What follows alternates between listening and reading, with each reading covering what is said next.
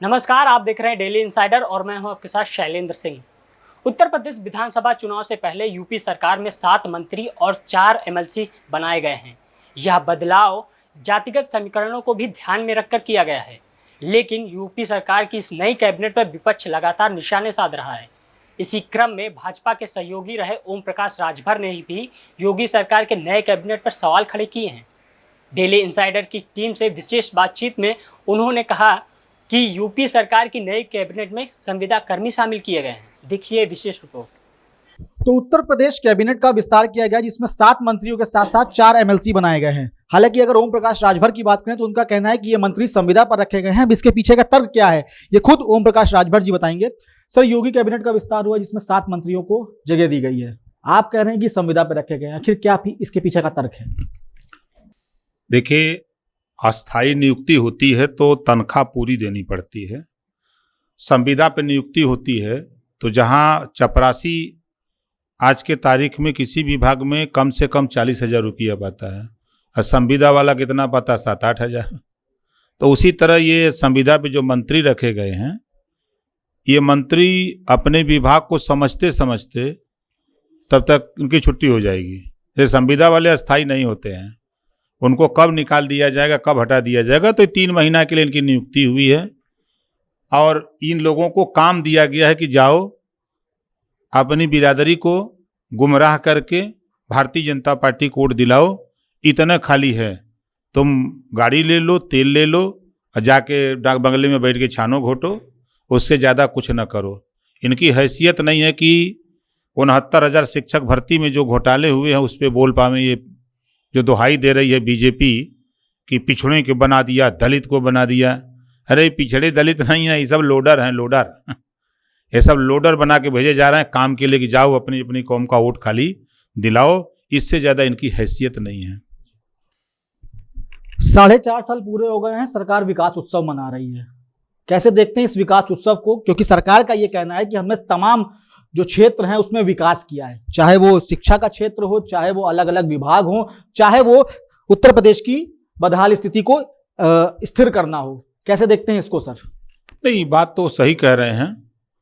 शिक्षा का इतना विकास किया कि जो बच्चे 20 तक पहाड़ा जानते थे वो भूल गए, जो बड़ी का मंत्रा छोटी का मंत्रा जानते थे वो भूल गए। इतना विकास इन्होंने शिक्षा में किया है।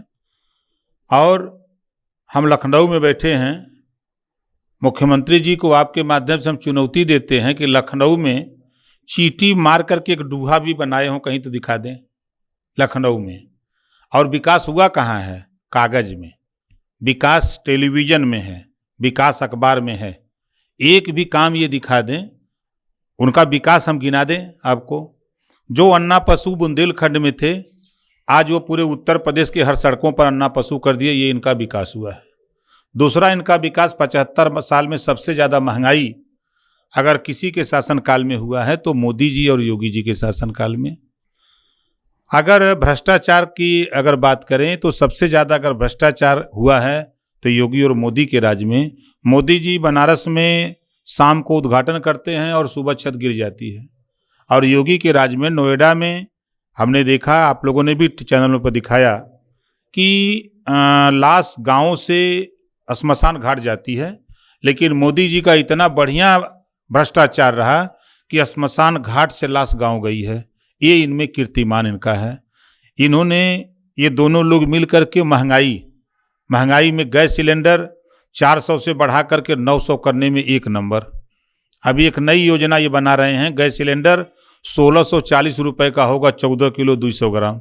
ये नई योजना ले आ रहे हैं, आप देखिएगा जल्दी ही आपके बीच में आएगा। सरसों का तेल 50 रुपया से बढ़ा के 200 पार इन्होंने किया, एक नंबर किया। इन्होंने अपने शासनकाल में, योगी जी ने बलात्कार हुई बेटी को 12 बजे रात लाश जला देते हैं और अपराधी को बचाने में एक नंबर है। बलिया में पाल की हत्या होती है दिन में, अपराधी को बचाने में पूरी सरकार लग जाती है, इसमें एक नंबर है। और कोई ऐसा विभाग बता दीजिए कि जहां भ्रष्टाचार ना हो। अभी कैग की रिपोर्ट 2019 कुंभ मेले की आ गई। कैग की रिपोर्ट आ गई कि मोपेड के नंबर, मोटरसाइकिल के नंबर दिखा करके, ट्रैक्टर का नंबर बता के मिट्टी की ढुलाई हुई। मशीनें सफाई के लिए खरीदी गई, आई नहीं, भुगतान हो गया और मेला बीत गया। करोड़ों रुपए का घोटाला कैग ने दिखाया है। ये ईमानदार हैं, महात्मा हैं, साधु हैं, तो इनके राज में 40 साधुओं की तो हत्या हो गई, एक रिकॉर्ड है इनके राज में।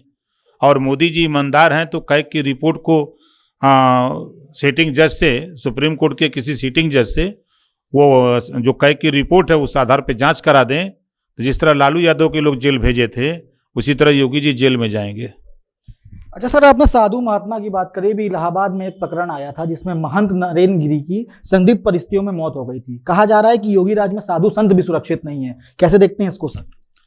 देखिए, योगी जी की राज में हमने जो अपने जीवन में देखा कि साधु के राज में साधु की हत्या, दुखद घटना है कि राजा भी साधु है और हत्या भी साधु की हो रही है। ये बड़ी दुर्भाग्यपूर्ण घटना है। और मजे की बात कि साधु के राज में पूरे प्रदेश में अगर आप देखेंगे तो पत्रकार अगर सही बात दिखा दिया मिड डे मील योजना तो उसको जेल भेज दिया, सैकड़ों पत्रकारों को जेल भेज दिया। अगर कोई अधिकारी सही बात बोल दिया तो उसको जेल भेज दिया, कोई नेता सही बात बोल दिया तो जेल भेज दिया, कोई व्यापारी बोल दिया तो जेल भेज दिया। तो ये हिटलर शाही अपना करके सरकार चलाना अपनाना चाहते हैं, सरकार चला रहे हैं। और इनकी शुद्ध रूप से चाहे लॉ एंड ऑर्डर हो पूर्ण रूप से फेल है।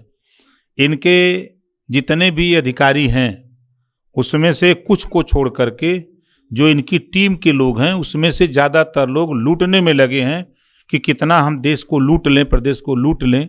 यही इनके यहाँ खेल विकास में यही दिख रहा है। आखिरी सवाल राजभर जी पूछना चाहूंगा। इस वक्त मुलाकातों का दौर तेज है। आपकी भी मुलाकात कल शिवपाल जी से हुई है, चंद्रशेखर जी से मुलाकात आपकी हुई है, ओवैसी जी से भी आपकी मुलाकात हो रही है। अब ये मुलाकातें 2022 में किस रूप को दिखाएंगी और आखिर 2022 में किस तरीके से आप लोग तैयारी कर रहे हैं? देखिए, जो मुलाकात हमारी हो रही है, शिवपाल जी से मैं बराबर मिलता रहता था, चंद्रशेखर जी से भी अलग अलग मिलता था।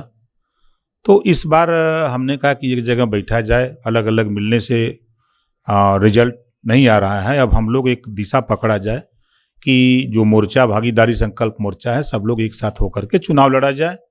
और कोई बात हो बसपा से, सपा से, कांग्रेस से समझौता करने की बात, तो उसमें भी अब जल्दी आप लोग जो भी डिसीजन करना है करिए। इसी बिंदु पर बैठक हम लोगों की कल हुई है। तो सकारात्मक रिस्पॉन्स मिल रहा है इन नेताओं से?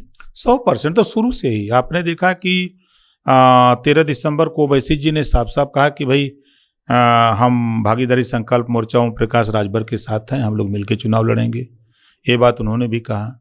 शिवपाल जी भी बार बार वही बात कर रहे हैं कि हम लोग मिल करके चुनाव लड़ेंगे। चंद्रशेखर जी भी यही बात कर रहे हैं।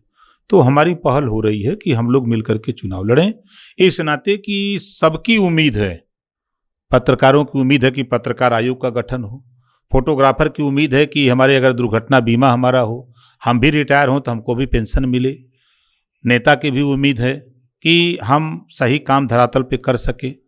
जो झूठे वादे जन नेता लोग करके वोट तो ले लेते हैं लेकिन विकास नहीं कर पाते हैं, एक नई चीज़ हम लोग समाज को देना चाहते हैं। इस नाते हम लोग एक नया मोर्चा बनाने की फिराक में, एक साथ सबको लाने की फिराक में है। तो ये थे ओम प्रकाश राजभर जी, जिनका साफ तौर पर कहना है कि सभी को एक साथ लाकर सरकार बनाई जाएगी और उत्तर प्रदेश में विकास को दोहराया जाएगा। बाबूलाल के साथ अभिषेक पांडे, डेली इंसाइडर, लखनऊ।